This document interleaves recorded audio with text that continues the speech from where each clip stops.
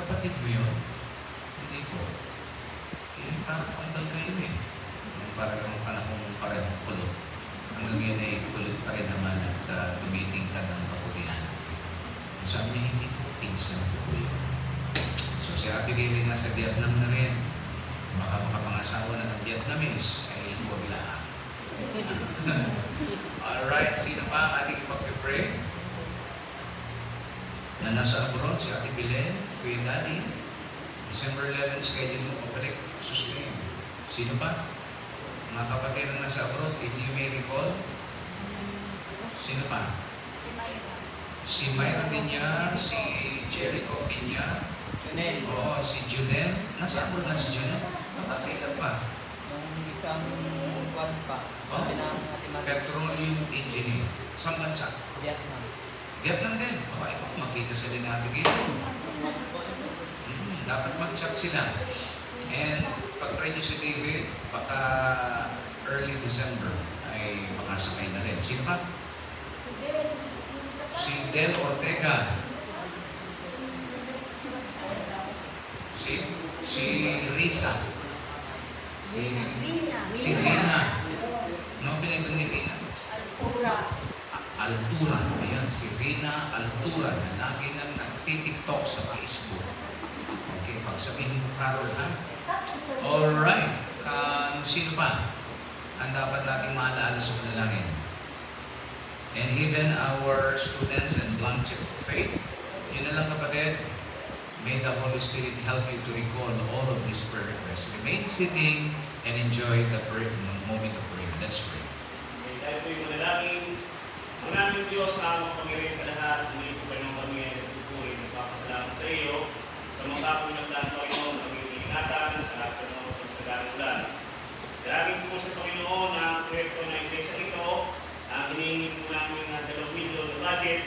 Wala po kayong plano ng iyong anak, kung hindi ko ang Diyos na mayari ng pinakakinto ng salapi na ibibigay po kayo sa iyong anak upang ang lahat ng pangako ay maibigay po at ang mga tuloy-tuloy po, Panginoon, ang paggawa sa iyong bahay sa baran.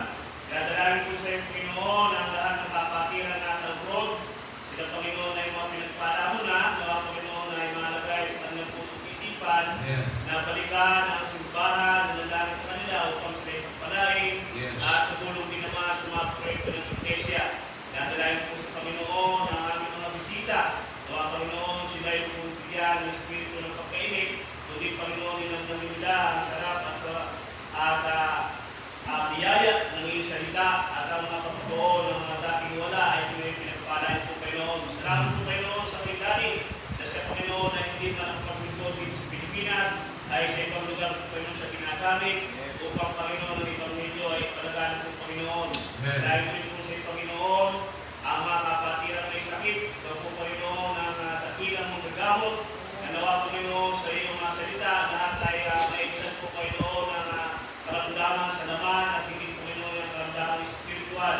Dahil din po sa Panginoon ang mga may negosyo, nawa Panginoon sila ay pagpapalain, kung sila ng Panginoon ay pagpapalain, ay may balik ang po para sa iyo po Panginoon. Dahil din po sa Panginoon ang mga pag-aral, nawa Panginoon sila ay bigyan po ng karunungan, katapos sa kanilang kurso at magkaroon ng hanap buhay at nawa Panginoon ay lagi nilang nilingudin ang iglesia ang nananalangin sa kanilang po Panginoon. Dahil din po sa Panginoon ang lahat ng aktibidades ng iglesia nito, di po kayo sasamahan ng bawat mga gawain na buksan, kundi nga naman kulang ang iyong magagawa. Pagkat Panginoon, ang iba ay nagdadalawang isip sa kanilang panawagan. Nawa Panginoon, sila ibigyan mo ng tamang isip at tamang desisyon upang Panginoon ay pagtibayin nila ang kanilang pangako sa iyo na sila ay patuloy na maglilingkod sa iyo kapasan po Panginoon. Dahil po sa Panginoon ang mga nandulumaypay, nawa Panginoon sila inyong palakasin sa buhay spiritual po Panginoon.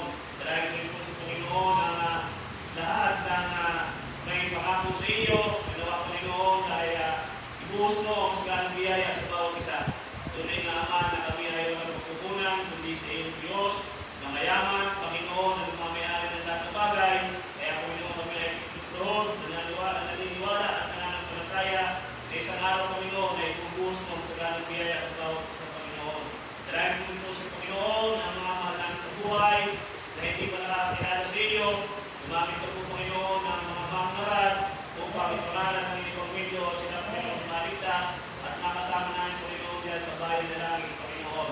Dahil po, Panginoon, ang Bansang Pilipinas, tuloy na Ama na nakatulungan at mga Panginoon, ikaw ang patuloy na mag-aayos sa mga nagpipinuno at sa lahat ng inyong kabatas, mga Panginoon, ay makulong at dapat makulong kung Panginoon ang batas sa Pilipinas ay hindi walang bahala kung Panginoon sapagkat ang mga tao ay wala nang takot na gumawa sa kasalanan, gumawa ng pagnanakaw, sapagkat wala kung Panginoon na maparusahan. Ikaw ang Diyos na nagtulong, ikaw ang Diyos na hatol, sapagkat Panginoon, ikaw ang Diyos ng pangilihan. Dahil kung sa Panginoon kapito ay pagpalain mo ang lahat ng Panginoon na hindi nabanggit, mga Panginoon ay narinig mo na, at ito Panginoon ay pakisagot sa tamang panahon. Sa pangalan po ng Panginoon Jesus. Amen. Amen.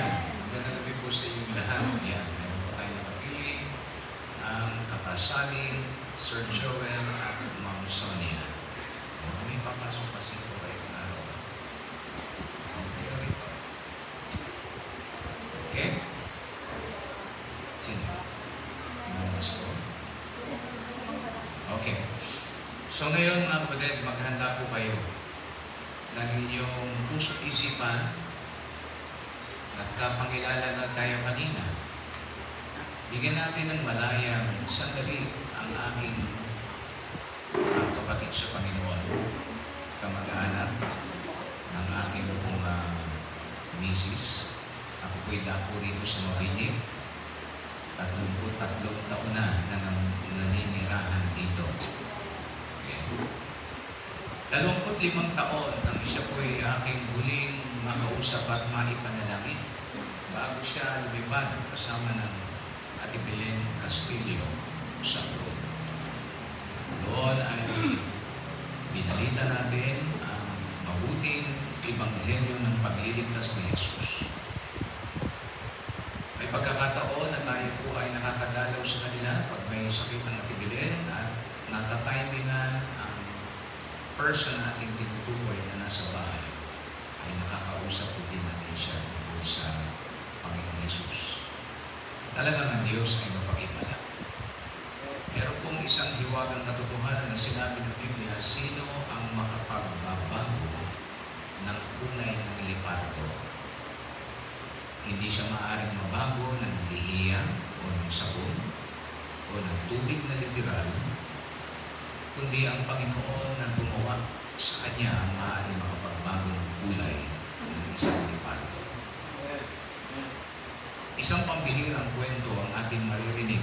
Tawagin po natin ngayon sa ating harapan ang aking kaibigan at katuwang para ipangalandakan o ibalitang mabuting balita dito po sa bayan ng Mabinig sa iba pang lugar. Naka-schedule sa pumunta sa Mindanao para ibahagi din ang salita ng Diyos. Nakapangaral na siya sa Majubin.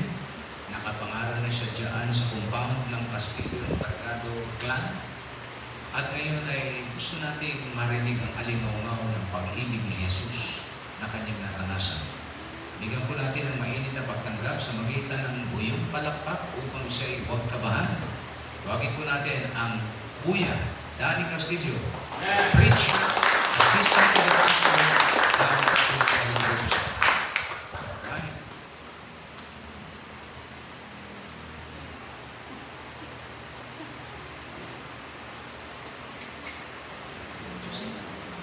Ay, bigyan natin. Ayun sana. Amen. The Lord. Praise. Hallelujah. Amen. Sa tagalang panahon ng pananahimik, 25 years na nawala dito sa Pilipinas. Hindi ko akalain na kayo makakarap ko. Uy. Ang pananang nakakalam lahat ng bagay dito sa mundo. Salamat sa binagpagkataon sa akin ng Diyos, sa buhay ko, sa mga patotoo. Tunay naman na talagang napakadilim ng aking buhay ko. Alam niyo lahat, pero hindi nila alam. Wala nang alam na nasa lugar yun. Tapos pastor, ang isang patotoo ay isang kalasan mula sa Diyos na tungo sa iyong madilim na kahapon. At ito'y hindi babat sa sarili ko lang, kundi ako humingi ng tulong sa Panginoon. Ang aking patotoo ay isang bagay na nabuhay ko. Pag tinapatawag, minsan ay ito ko'y naantig dahil ang aking karanasan ay parang nakaranas pero hindi kumapit sa Panginoon. Kaya isang drug addict na patuloy na pinagaling ng Panginoon. At labas-masok sa kulungan. At ako'y talagang doon na pumiyak sa kulungan na tunay na paghagulhol na hindi na po narasa sa buhay ko. At talaga namang taos ko pusong sinabi sa Panginoon, Panginoon, ayaw ko ng buhay na ganito. Gusto kong magbabago at yung buhay na nasa iyo. Pagdaan ng panahon, matagal sa nagulong ng Panginoon, lalo pa rin ang aking bisyo, nakulong pa rin. Pero ay hindi nag-doubt sa aking pananalig. At sa oras na ako'y nakulong, sinabi ko sa aking anak, dalhan mo ako ng mababasa, matagal na ako nalilutinin. Pagkakataon ko yun, nila sa aking anak na sa Vanessa ay Biblia. At doon ako nagbasa ng Biblia na tunay na ang Diyos ay talagang isang tunay na Diyos na patuloy na ginagamot ang bawat puso, talagang nananalig sa Kanya. Tunay na nasa madilim na lugar ang aking buhay.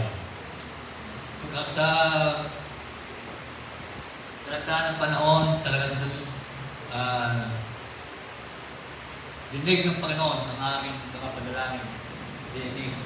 Dinis niya ako niya sa lugar na yan, sa kadiliman, at dinala ng Panginoon doon sa kasaganaan, sa binubukalan ng langit na ang gatas at pulot. At doon ako biglang nabago ng aking buhay. Amen. Pagdating ko doon, ang ginawa ng Panginoon sa akin ay ang Sister Belen ay siya rin talaga ng Diyos. Hinakay niya ako sa iglesia. At ako naman patuloy na nagpakumbaba, sumunod. Patuloy na ibigay ko ang buhay ko sa ating Panginoon. For the sincere part na pinigay ko sa buko sa Diyos, na hindi ko akalain na ako'y maanoin na bilang assistant pastor sa isang church. At doon nagsimula ang journey ng aking buhay. At ginawa pa sa akin, talagang ako naglingkod ng 24 na taon sa ating Panginoon na inalis lahat ng bisyo, inalis lahat ng mga masamang ugali, masamang salita, mga balat na kinakalawang na. Kaya tayo ay binago ng Diyos. Pinilit ko talagang lumakad sa Panginoon. Maraming pumipigil pero inihakpan ko ang aking para sa ating Panginoon. Kaya salamat sa Panginoon sa binago niya ang buhay ko. At hindi na rin tayo mababago kung hindi tayo magsisisi sa Panginoon. Ang kasama ang pagsisisi, pagbabago, at tunay na paglago mo sa kalaman ng Diyos. Ang isang pagsisisi ay hindi lamang ikaw nagsisi, nagalis ka ng sigarilyo, nagalis ka ng pag-inom, kundi hindi ka tumalikod sa iyong mga bisyo, kundi yung sinishare mo na ang salita ng Panginoon. Kaya marami din ang nabago sa aking mga pag-evangelize. Marami din akong nadala sa church. Marami rin akong na-chip na mga kapatiran na mga tao na nadala sa ating Panginoon. Noong una ako'y timid-timid, marap sa mga tao. Hiya ako na ako'y magsalita. Pero, ang Diyos ang gumawa sa akin upang ako'y magkaroon lang sa loob. Ibalita ang salita ng boldness. Patuloy natin ginagawa sa compound. Lagi mong pinangaral dito sa ating compound yung ating idolatry. Kung di ako malis ka sa lugar na yan, baka ang buhay ko ay naroon ako rin sa 6 feet under the ground.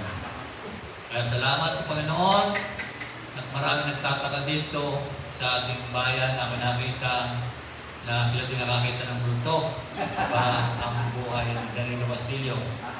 At marami din kayo umaga, kung wala akong dito, ako nag-evangelize sa compound, pamilya ko una, kaninang maghapon, ngayong maghapon sa Ilaw, na apat ang aking evangelize doon na nalangin at ating pinatangkap sa ating Panginoon. At ako natutuwa na ako'y kanilang pinakinggan at sila natutuwa at ako'y hindi niya akalain na magbago ang buhay ko. Na alam na ang buhay ko ay nung una ako'y driver ay sinasabi nila check boy daw si Danny. Pero hindi na yun. Na sila nagtaka na sila. At salita ng Diyos ang aking pinabanggit sa kanila. Hallelujah. Ang pinalingit sa iyo, dilig kay Pastor na aking buhay noon. Dinadala ko ni Pastor, dinadala ng Hamburger. At salamat at sila pala nahimik Pastor, pwede sila salita sa akin. Alam ko na ang Panginoon ay nasa Kanya at ako'y Kanyang nahawaan sa ating Kanyang pagkapastor. Hallelujah. Ang sabi ka dito sa 37 verse 4, delight yourself unto the Lord and give you the desire of your heart. Kaya magsasaya tayo sa Panginoon at ang ating mga kasalan puso natin ay Kanya nagbibigay. Huwag natin kaligtaan ang ganitong pagpupulong, ganitong ating mga gawain. Alam naman natin, ito'y lahat may kabuluhan sa ating Panginoon.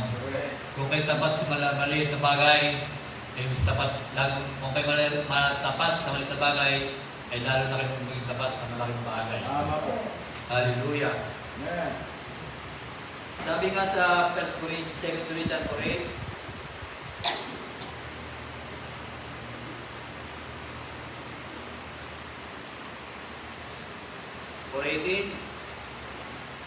sabi nga dito, while we look not unto things are seen. Hindi tayo doon sa batang kami hindi sa mga bagay na nakikita. Dahil mga bagay nakikita,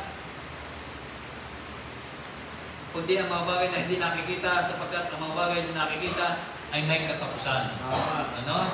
Dahil tayo mga kapatid, see is to believe. Sabi ang ating ginagawa. Kapag dito, sabi dito, dalawa ang mga bagay na hindi nakikita ay walang hanggan. Yun ay ating Panginoon na hindi naman tayo dapat sumamba sa ating nakikita, kundi doon sa Espiritu at katotohanan tayo kakabang. Ito lang ang pinangaral ko dahil ito isang malaking kasalanan sa ating buhay. Ito isang malaking pagkakamali nating namana sa ating mga ninunong. Isa jealous God. Ang Diyos ay mapanibaghuin. Siya ang natamo sa krus, namatay, nilibing upang ang inyong kasalanan ay magkaroon ng kapatawaran. Dapat ay lumakad sa ating Panginoon Jesus lamang ang ating kaligtasan. Sapagkat walang kaligtasan sa mundong ito, kundi ang Panginoong Kristo lamang ay buhay sa atin. Kaya dito, sabi nga sa 25, John 5:40, sa Matthew,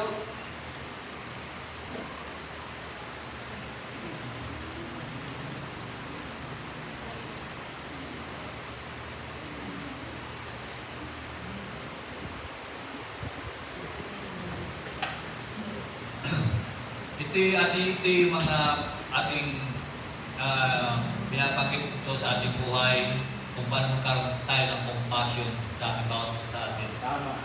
Yung compassion ay isang mahalaga bawat sa atin. Dahil yung compassion, yung tunay na pag-ibig na ating laging pinaradama sa kapatiran, na ito'y tunay na panampalataya natin sa Diyos. Ito'y hindi natin madadala sa buhay natin kundi tayo nananalig sa ating nasa taas. Tama. Samantalang sabi nga dito sa 40, ako'y naging isang tagaitlang ng bayan at hindi ninyo ako pinatuloy. Tama. Ubad at hindi ninyo ako pinaramitan. May sakit, nasa bilangguan at hindi ninyo ako tinalaw. Ano, sabi dito, kung kayo sila'y pagod na nasasabi, Panginoon, kailangan namin nakitang nagugutom o nauhaw o isang tagabang bayan. Ubad o may sakit na nasa bilangguan, hindi ka namin pinaglingkuran. Kung magkagay, sasagot siya, sasabihin, katotohanan sinasabi ko sa inyo, sa ginawa ninyo sa maliit na ito, ay hindi nyo ginawa sa akin. Mga ito'y, yan ang inyong ginawa, ang maliit na ito ay hindi nyo ginawa ninyo sa akin. Ano, ito yung isang patunay na ang Diyos ay nagpapatunay na kung paano ang ginawa ng Diyos sa kanya sa kanyang buhay ng una ay gayon din natin gagawin sa ating kapwa. Ang pag-ibig ng Diyos ay hindi ay walang mga kapantay, nag-apilag. Kaya ang panalangin natin lagi ay imuklod mo ko sa pag-ibig mo, Panginoon, na hindi na mapapantayan. Kaya ang compassion natin, sinasabi dito, ay yung as demonstration, love, empathy, and kindness, and the benchmark for a life lived in accordance with God's will. Laging ganun, laging with God's will. Ano, compassion, yung pakikirami natin, yung compassionate, kung paano tayo maging mahabagin sa ating mga kapwa. At salamat sa Panginoon sa oras na ito at aking mga kamag-anak din, aking mga pamilya. Kaya pinaunahan nila ako na magkarto. Dahil dito sa church na karto, ito ay ating training ground. Ating training ground ito na tayo lalago ang ating spirito. Mababago ang ating diwa, mababago ang ating pag-iisip, lalagay ko sa Panginoon, ating makikita kung paano kumilos ang Panginoon sa atin. Ito pinatutunayan ko sa sarili ko kung paano ako binago ng Panginoon, kung paano kumilos ang Panginoon sa akin dahil ako'y nag-share ng Word of God sa Panginoon. Ito hindi makukuha lang sa sandali nating pagpunta dito, kundi ating pagtiisan ang ating mananampalataya sa ating Diyos na mapalit sa lahat. Ang sabi nga pa sa 5:7 sa 1 Corinthians na comment, hearing by hearing, faith comment by hearing of hearing the Word of God. Ang pananampalataya daw ay sa pagkinig ng salita ng Diyos. Ano? Kung tayo hindi makikinig sa salita ng Diyos, hindi naman tayo sasampalataya din. Kung tayo susuko sa Panginoon at pagsisisi, hindi rin tayo pagkakaluban ng Panginoon na tayo yung lumago.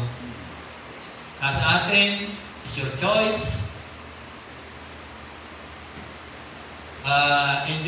Enjoy now or suffer later. Or suffer now or enjoy later. Or suffer later.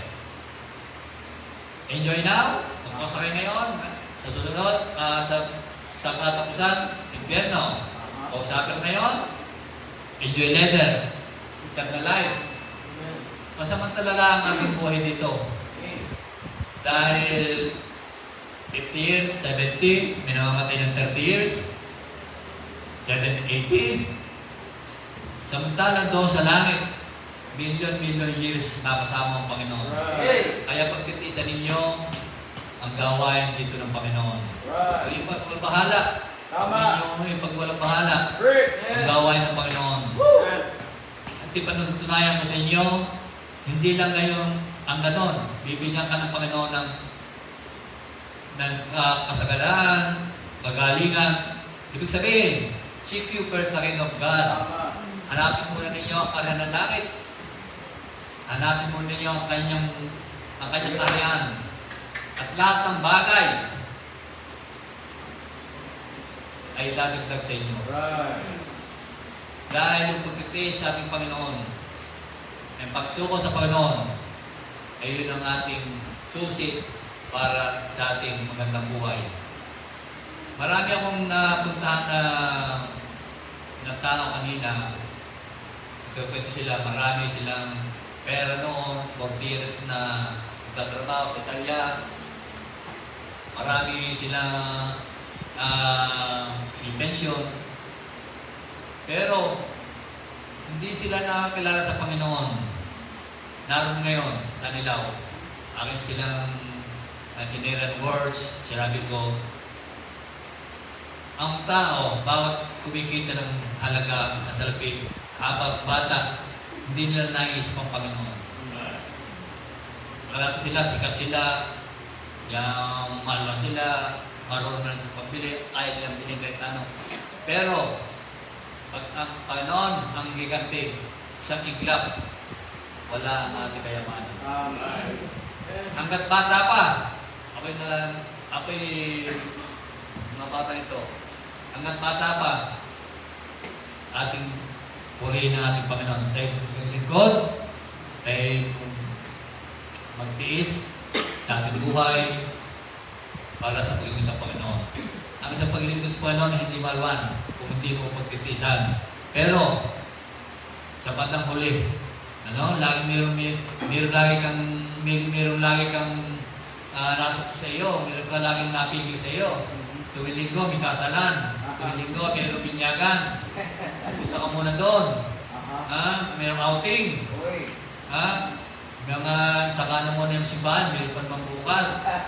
Huwag natin kailangan maging faithful tayo. Kami Panginoon. At meron akong kwento na may kwento ng aking pastor. Yung kanyang anak, araw ng linggo, namatay. Ito yung true story ito. Namatay. Dahil yung mag-asawa ay naglilingkod sa Panginoon. Hindi na alam ng mga members nung anak niya namatay sa bahay, pero patuloy pa rin ang gawain. Sacrifice, naglilingkod. Nung matapos na ang service, itinestemo nila yung kanyang anak ay namatay na nasa bahay na iwan doon. Sama-sama sila pumunta doon sa bahay. Itinig silang sabi ng aming pastor. Pagdating sa bahay, yung kanyang anak, sumaluko sa kanila. Why? It's a great testimony. Very powerful talaga ang isang nag-charge talaga. Sa tunay na patutuo sa inyo, ang aking naranasan na talaga namang hindi pinagkulang ng Panginoon. Sa lahat man sa pera, pero sa pagkain, sa spiritual, ay hindi nagkulang ang Panginoon sa ating buhay. Salamat sa ating lahat na patuloy na lilingkod. Sana maging ito isang tunay na pagkilala lagi. Ang isang patutuo ay ating dapat na ito'y ipinamamalita kung paano ka kumikilos ang Panginoon sa atin. At sa ating buhay ay lagi naroon ang ating panalangin sa Panginoon. At salamat kay Pastor sa kanilang mga dasal. Sa Ate Jonah. At ako'y natutuwa. At kami malito ay maliit pa. Ay malaki na ang simula ng church na ito. At ito lang po ang aking patut sa inyo. At pagpalain kayo lahat ng Panginoon. Not looking unto Jesus, the fisher out of our faith. Amen.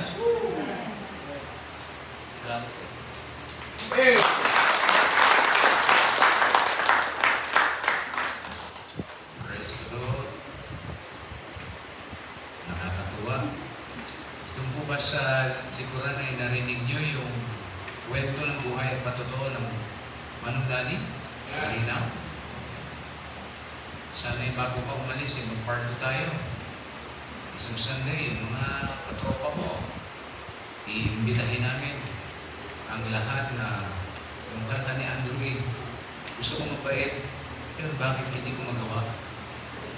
Pero pag natagpuan si Jesus, nasa Diyos ang awa at siya rin ang gagawa. Alright, ipagpapatuloy po natin. Salamat kay Danny. Magiging magkatropa tayo. Kamuntik na akong nakarating ng Spain. Kung hindi lang nabulilyaso ang lakad, sana'y hahantigin kita dun eh.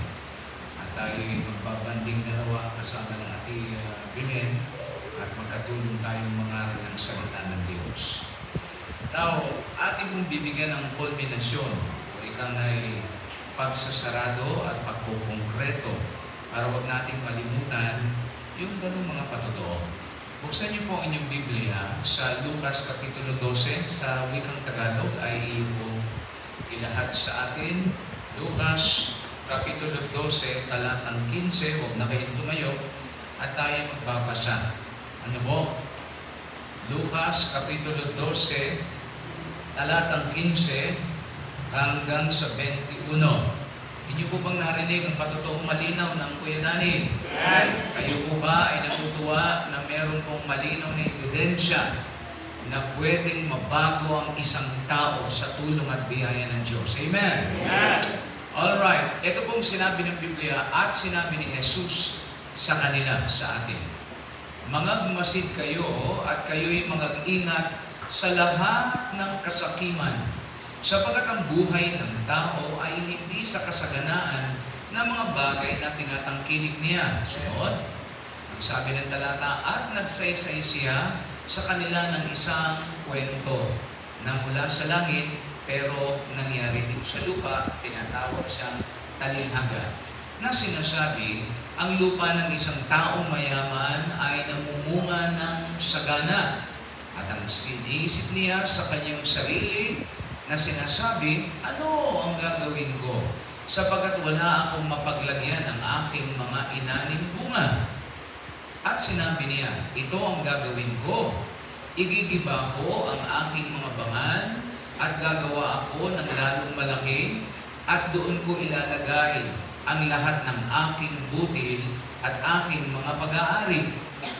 At sasabihin ko sa aking kaluluwa, marami ka ng pag-aaring nakakamalig para sa maraming taon.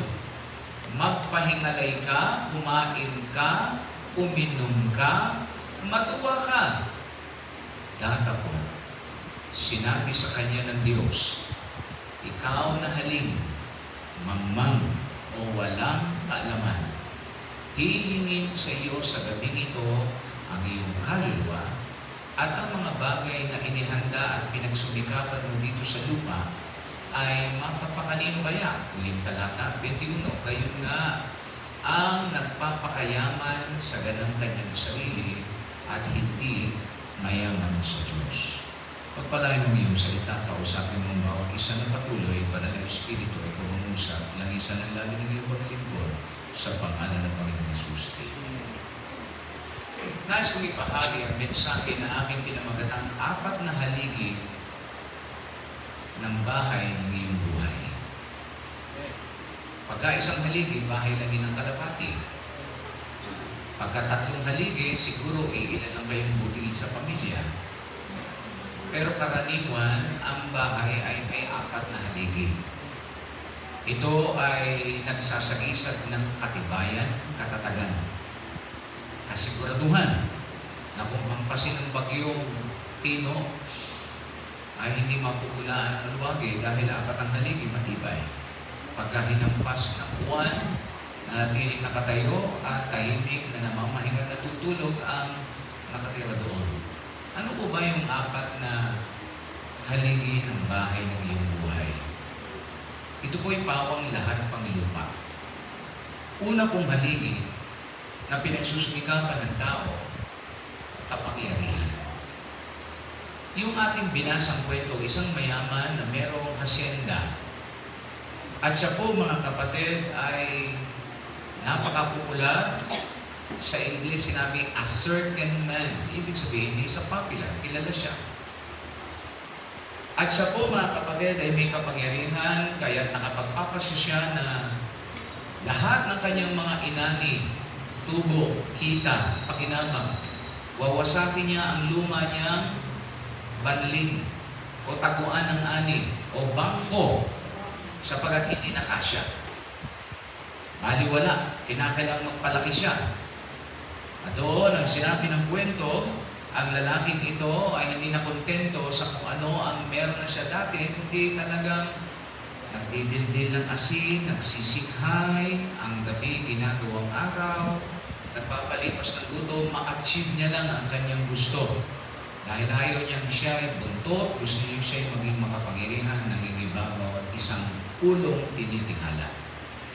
Lahat ng tao, iyan ang pagkukondisyon ng ating isipan. Gusto natin ng kapangyarihan. Sabihin natin sa hindi, yan ang laruan ng haligi ng buhay dito sa lupa. Ang ikay magkaroon ng pangalan, magkaroon ka ng titulo, magkaroon ka ng kapangyarihan o pwesto sa lipunan na ating ginagalawan. Mga kasama ko, gusto ko pong sabihin ang isang tanong. Aanhin mo ang kapangyarihan kung wala kang kapayapaan. Tingnan niyo ngayon ang mga nakaupo sa lipunan. Namimigay sila ng pera. Pero ang karamihan sa kanila ay nakakalkal ang kanilang kaso. Palagay ko, hirap sila mga kapatid na makalantad ng mukhaan at nakatunghay sa maraming mga tao kahit sila ay ng kapangyarihan. Pag nakakalagkad ang pangalan sa mga kaso ng korupsyon, pandarampong, flood control, walang saysay ang kapangyarihan. Kahit nasa iyo ng lahat ang yaman, kung wala kang kapayapaan, palagay ko, mabuhay na haligi ng buhay. Pangalawa po mga kapatid ay kayamanan. Pangalawang haligi ng bahay ng iyong buhay ay gusto mo maging mayaman. Hindi ito masama ang magkaroon ng kapangyarihan. Hindi masama ang magkaroon ng kayamanan. Napakasarap na pagka ninanasa mo isang bagay, nakukuha mo ang lahat. Pagka nag-isip mo kang pupunta sa ibang bansa magbabakasyon, nakakarating ka. Masarap ang maging mayaman. Maraming pera. You name it, sky is the limit. Hindi ka nangungutang, hindi ka nangihiram.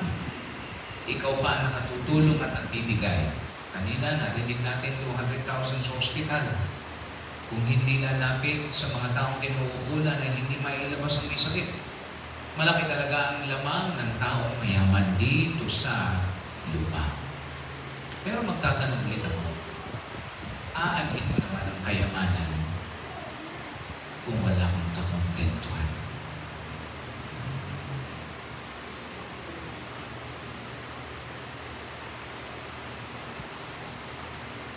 Ang mayaman ay nagpapayaman pa. Ang may isang sasakyan, gusto ulit bumili pa ng mas maganda pang sasakyan. Ang mayaman, may bahay, magpapagawa ulit. Katulad ng lalaking ito, anong gagawin ko sa aking aning yaman? Gigibain ko ang luma at gagawa ako ng bago. At sasabihin ko sa aking sarili, kaluluwa ko, marami ka nang naipundar ng kayamanan sa buhay na ito. Kaya magpahingalay ka, magpakasasa ka, uminom ka, kumain ka, at magpakabundag ka. Ayan ay mabuhay mga kapatid kung walang kakontentuhan. Tingnan niyo po mga kapatid, minsan ang yaman ay nagiging busy para masunod ang bisyo at layaw na siyang nagiging mitya ng kanyang kapahaman. Marcos 8:35 ipakita mong talata tungkol sa kayamanan. At ito ang hinahangad na sinabi na ni Solomon, walang kabuluhan ang kayamanan. Sa ilalim ng langit, walang kabuluhan. Sapagkat, 36, ang sabi rito, ano ang mapapakinabang ng tao na makamtan ang buong sanglibutan? Kasi niyaman kay Marcos, kasi niyaman ka ni Elon Musk, ni Bulkaya, kasing yaman ka mga kapatid ni Bill Gates, o ni Mark Zuckerberg ng Facebook, kasing yaman ka nitong mga kapatid na tinitingala sa ating lipunan ni Donald Trump, o kasing yaman ka ng mga Marcoses, kasing yaman ka ng mga politiko, na tayo pumipila lamang sa kanila para sumahod ng tupad, AX at lahat ng purpose. Wala namang masama dyan. Hello, naintindihan niyo po. Pero yung gawin ninyong pundasyon at haligi ng buhay, ang kayamanan ay dapat yung saguting seryoso ang tanong na ito. Aanhin kung makamtan o anong mapapakinabang ng tao na makamtan ang buong sanglibutan, pero mapapahamak naman ang kanyang kaluluwa o ang kanyang buhay. Kaya yung nagsabi, marami ka nang naipon, kayamanan, masagana ka na, uminom ka, kumain ka, magpakasasa ka, sabihin mo sa iyong kaluluwa, kumbinsin mo iyong kaluluwa, pero ang sabi ng Diyos sa kanya, na marahil ang Diyos ay nangungusap din sa iyo, ikaw ay isang haling. Ngayong gabi, kukuhanin ko ang iyong kaluluwa. At ang iyong mga kayamanan ay mapapakanino kaya. Ganyan ang taong mayaman sa kanyang sarili, pero mahirap siya sa Diyos. Ang yaman dito sa lupa ay pansamantala. Ang tunay na yaman ay ang gintong lantay sa piling ng Diyos. Mansyon. Wala nang kamatayan. Apokalipsis 21, talatang 8. O kaya, 1, 21 verse 1. Tingnan niyo ang talata. Revelation 21 verse 1. Ito ang magandang hangadin natin na yaman. Revelation 21. At nakita ko ang isang bagong langit at ang bagong lupa, sapagkat ang unang langit at ang unang lupa ay naparang na at ang dagat ay wala na. Verse 2. At nakita ko ang bayang banal, ang bagong Jerusalem, na nananaog mula sa langit buhat sa Diyos, na naahandang gaya ng isang babaeng kasintahan. Si Kristo po ang bridegroom, at ang church po, mga mananampalataya, ang kanyang bride, na ikakasal sa kanya. Na isang babaeng kasintahan na nagagayakang talaga na sa kanyang asawa, si Jesus yun. Verse 3. At narinig ko ang isang malakas na tinig na mula sa luklukan ng Diyos na nagsasabi, narito ang tahanan, tabernakulo o mansyon ng Diyos ay ibinigay sa mga tao, at siya'y mananahan sa kanila, at sila'y magiging mga bayan niya, at ang Diyos ay isa sa kanila at magiging Diyos nila. Verse 4. At papahirin ko, yan ang pinakamagandang kayamanan. Lahat ng yumaman ngayon umiiyak. Si Saltico umiiyak. Right? Si Romualdez sa sulok na madilim niyang kwarto'y umiiyak. Hindi garantiya na marami kang pera ay manatiling tuyo ang iyong mata. Si Jesus lamang ang tunay na nagbibigay pagpapatahan sa ating nananambitang puso. At papahiran niya ang bawat luha sa kanilang mga mata, at hindi na magkakaroon pa man ng kamatayan. Kahit nasa iyo ng kayamanan, mamamatay ka pa rin.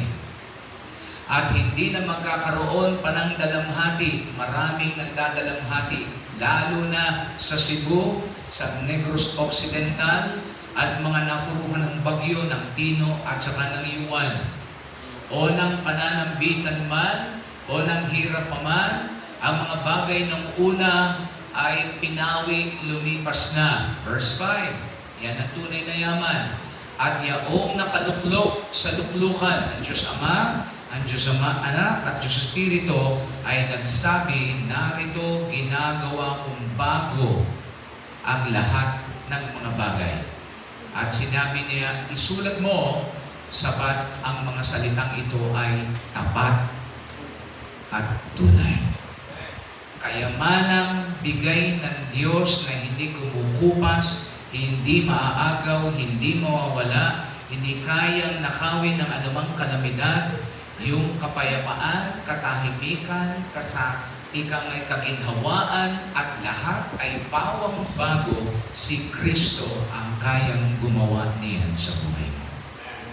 Pangatlo pong haligi ng iyong bahay sa buhay nito ay ang kagandahan. Huwag na malalaki ang ulo ng aking dinapuan. Sila ay mga flawless na angkan. Yung nagsalita ay mas gwapo pa kay Jet Li. Opo. Ang aking bayan na Kuya Randy ay naging model ng United Colors of Benetton noong araw. Kaya Chick Boy, siya dati masyado kasing gwapo. Kinuha mo lahat kung ikay nagbahagi, eh di hindi ka pagpupuyukan ng mga putakte manong dali. Ang aking asawa ay binigyan ng aking kagandahan. Ang atineni, ang prinsesa ng Tondo. Ang manang Boying ay talaga namang diyosa ng kagandahan ng unang panahon nila ni Gloria Romero. At Glory, hanggang ngayon from generation to generation na isasalin pala yan. Buti na lang, hindi gintong hika ang isinalin, kundi ang aking kagandahan. Well, ang kagandahan ay depende sa titingin. May makasalanang mata na pagka hindi kursunada ay hinahamak niya at maganda ang tingin sa kanyang sarili. Sabi nga, beauty is only in the eye of the beholder.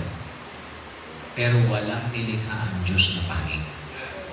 Sabi niya, nilikha niya ang lahat ng bagay.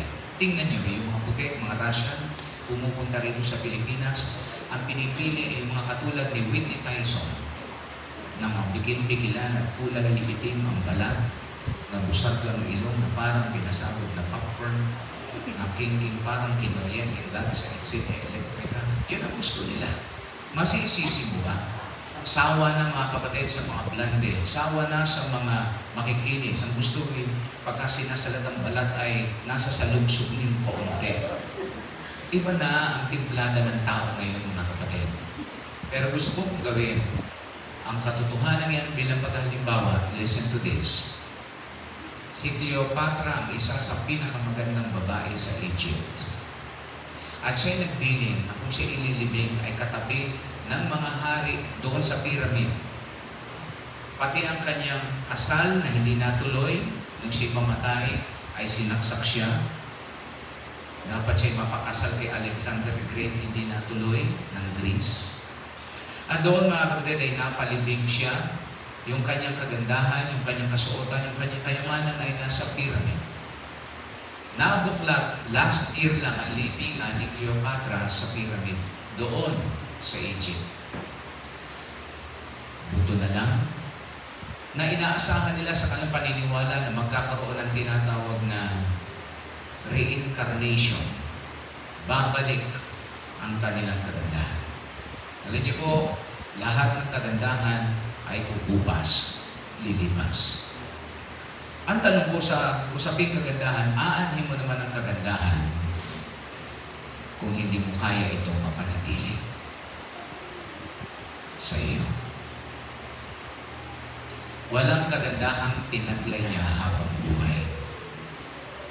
Tama? Malalagas ang ngipin, malalagas ang buhok, kukulubot ang balat. Tama? Didilim ang tingin. Ang bewang mo noon ay 34, 24, 34. Ngayon naman ay 56, 56, 56. Mahirap mag-maintain. Sapagkat ang kagandahan, bagaman ito'y galing sa Diyos, ay hindi kaya ng taong panatilihin sa kanyang sarili. Pangalawang tanong sa usapang kagandahan, aanhin naman ang kagandahan kung ang Diyos mismo gumawa sa iyo ay hindi siya mismo nalulugod at natutuwa sa buhay mo. Alam niyo po ba kung ang ating kagandahan ay i-display lang natin sa paningin ng tao, maraming asong bangaw na naglalaway. Lalaki man o babae. Alam niyo kung bakit nilikha ka ng Panginoon ayon sa kanyang wangis?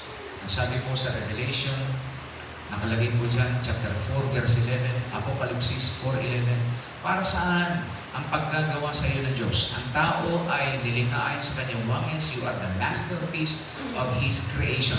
Ito ang objeto. Ito ang layunin ng kagandahan. Marapat ka, O Panginoon namin at Diyos namin, na tumanggap ng kalwalatian at ng kapurihan at ng kapangyarihan, sapagkat nilikha mo ang lahat ng mga bagay, at dahil sa iyong kalooban o katuwaan ay nagsilitaw at nangalika. Ikaw ay naging ikaw, makontento ka, iwasan ang paghahambing, basta ang pinagpapagaraan mo at pinagpapagandahan ay tunay na may-ari ng hiram mong kagandahan. Mas maganda ang Diyos na hindi mapanglait. Ang Diyos na nalulugod na tingnan ka at subaybayan araw-araw. Ang tingin ng Diyos sa kanyang nilalang, kayo ay mansana sa aking paningin. Dumisplay ka at rumampa na katulad ng Miss Universe or Mr. Universe sa isang patimpalak ng pagandahan at palakasan at pakisigan. Alin niyo po ang nangyayari? Hahanap at hahanap ang tao ng kapintasan. Tama. Tama. Maganda nga ang ilong mo. 12 naman ang daliri mo sa talampakan. Manipis nga ang labi mo. Napapanod naman ang ulo mo. Flawless nga ang balat mo. Mabaho naman ang hininga mo. Maganda ka nga. Walang may pupula sa iyo. Nung bumitin ka sa barasan ng bus sapagkat punuan at traffic, hindi ka makapag-taxi, nakita ang balahibo ng kilikili mo ang itim. At meron pang natitirang tagong kulugo, isang inahin at isang anak. Ang tao ay hahanap at hahanap ng kapintasan. Pero kapag ka ang Diyos ang iyong nirampahan, ang tunay na may-ari, magiging katanggap-tanggap lamang ikaw, pang-apat na haligi, okay ang kayamanan, hindi masama. Okay ang kapangyarihan, hindi masama. Okay ang kagandahan, hindi masama. Pero kulang ang apat na ito kung wala kang kaligtasan ni Kristo Jesus. Kailangan ng isang taong nanghihiram lang ng buhay makaranas ng kaligtasan kay Kristo Jesus. Balikan natin ang talata doon sa kwento ng Lucas Kapitulo 12. Ako'y malapit ng matapos na ganito ang sinasabi, kaluluwa ko, siya ay fully satisfied. Kaluluwa ko, marami ka ng karanasan, kagandahan, kapangyarihan, kayamanang nakalap sa mahabang panahon. You are contented like a cow. Magpahinga ka na, mag-retire ka na. Kumain ka, uminom ka, matuwa ka, magpakasaya ka. Pero ang sabi ng Panginoon na may-ari sa iyo, ang sunod na talata, datapwat sinabi sa kanya ng Diyos, ikaw na halik, hihingin sa iyo sa gabing ito ang iyong kaluluwa, at ang mga bagay na pinagsumikapan mo ay mapapakanin mo kaya. Kapangyarihan, kagandahan, kayamanan. Walang saysay ang lahat ng ito kung walang kaligtasan.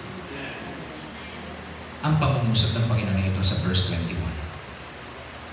Gayon nga ang nagpapakayaman, gayon nga ang mga makapangyarihan, gayon nga ang mga nagpapakaganda sa ganang kanyang sarili, ngunit hindi mayaman, ngunit hindi makapangyarihan, ngunit hindi maganda sa tingin ng Diyos. Ikaw at ako'y makasalanang dapat hatulan sa impyerno, binanggit ng Kuya Dani. Ang mag-aayos ng buhay natin. Si Kristong namanaog dito sa lupa, Diyos siya, perpekto, namanaog dito sa lupa, nagkatawang tao. Para ang iyo't aking kasalanan at kamatayan ay pagdusahin niya doon. Siya ay napako sa krus dahil mahal ka niya. Namatay at pagkatapos ng 3 araw, siya ay nabuhay na muli. Sabi ni Kristo, 2 o 3 na nakakatipon sa aking pangalan, manundani, ako'y nasa kalagitnaan nila. Tayo ko'y tumungo, huwag na kayong tatayo. Ipikit po natin ang ating mata. Ang kukumpleto ng iyong bahay ng buhay ay ang may tunay na may-ari sa iyo. Si Kristo ang kaligtasan.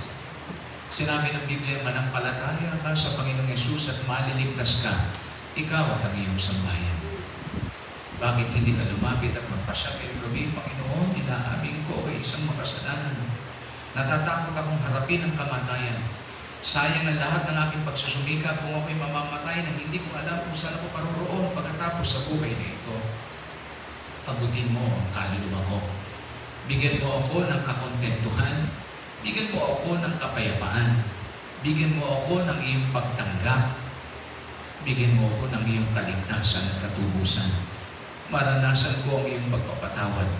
Sa gabing ito, ako'y lumalapit sa iyo, nagpapakumbaba, humingi ng tawad. Tinatanggap kita sa aking puso. Maghari ka sa buhay ko. Jesus, baguhin mo ako katulad ng Manong Dani. Jesus, baguhin mo ako katulad ng Tatay Javier. Posible pala ang pagbabago. Sa tao ay imposible, ngunit sa Diyos ay walang imposible. Maghari ka po sa aming buhay sa pangalan ng Panginoong Jesus. Amen. Palakpakan po natin ang bawat isa. Ang ina naman palakpakan natin. Gusto ko mayaya ang Manong Dani. Isang linggo, may pagkakataon pa, pupunugin natin ito. Magpatotoo ka ulit sa dakilang ginawa ng Diyos sa iyong buhay. At sisigunduhin natin para na sa ganoon ay maintindihan nila ang makarating sa kaligtasan. Alright, tayo po ay mag-offering. Dito po, hindi natin pinipilit ang offering lalo ng ating mga panauhin. Ngunit kung kayo po ay mayroong bukal na puso na gusto nyo makibahagi, lalo na may proyekto ng aming simbahan, ay hindi po namin kayo pipigilin. Hiling natin